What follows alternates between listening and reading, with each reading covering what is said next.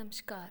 आज हम बात करेंगे बेटे के बारे में कि बहुत सारे लोगों को बेटा नहीं होता और वह दुखी भी बहुत होते हैं।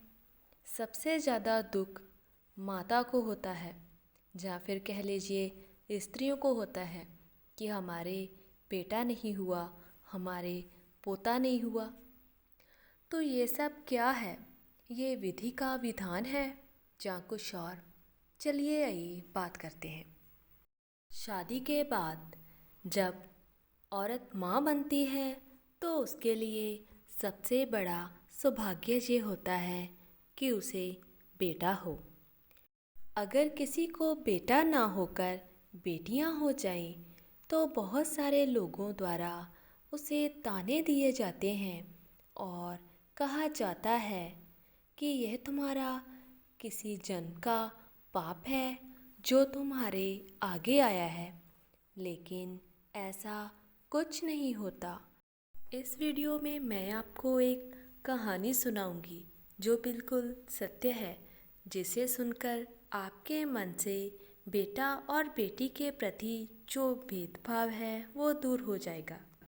संत महापुरुषों का कहना है, अगर किसी स्त्री को बेटा नहीं हो पा रहा है तो इसका अर्थ है कि वह कर्ज मुक्त है।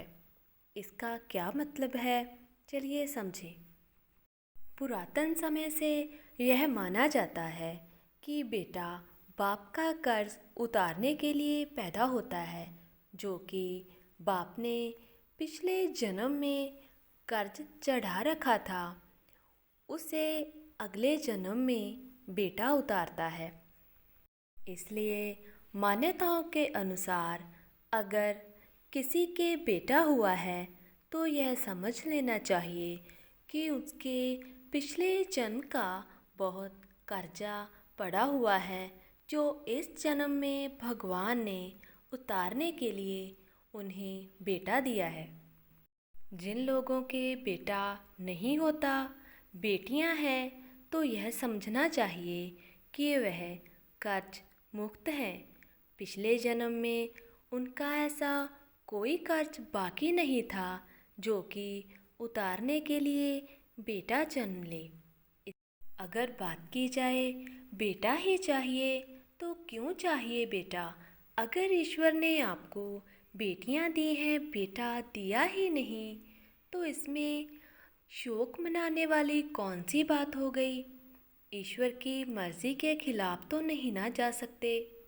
ईश्वर की मर्जी के खिलाफ जाना भी नहीं चाहिए।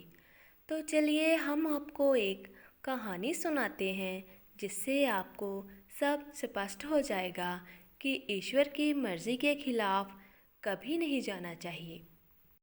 एक व्यक्ति था, उसके कोई औलाद नहीं थी, इसलिए वो बहुत परेशान रहता था।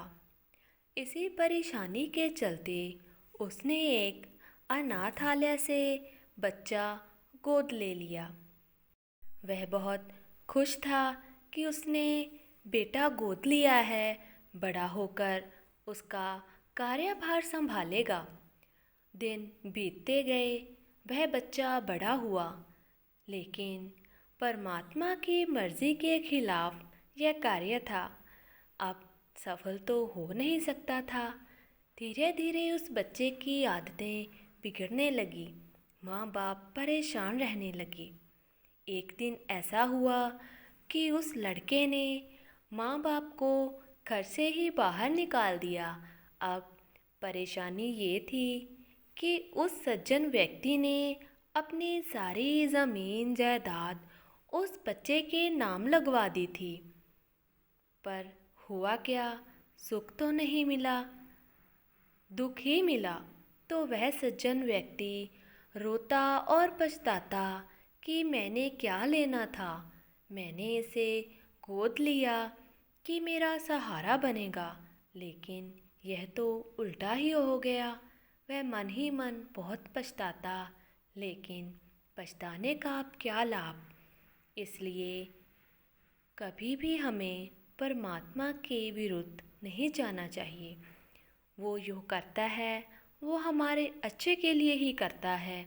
अगर हमें बेटा नहीं दिया तो इसमें हमारा हित ही है। अगर हमें सुख मिलना है बिना औलाद के भी मिल जाएगा। बिना बेटे के बेटियां भी सुख दे देंगी। अगर हमें सुख नहीं मिलना, परमात्मा ने सुख लिखा ही नहीं, तो कोई भी नहीं दे सकता। इसलिए पॉजिटिव रहें, बेटियों के साथ खुश रहें।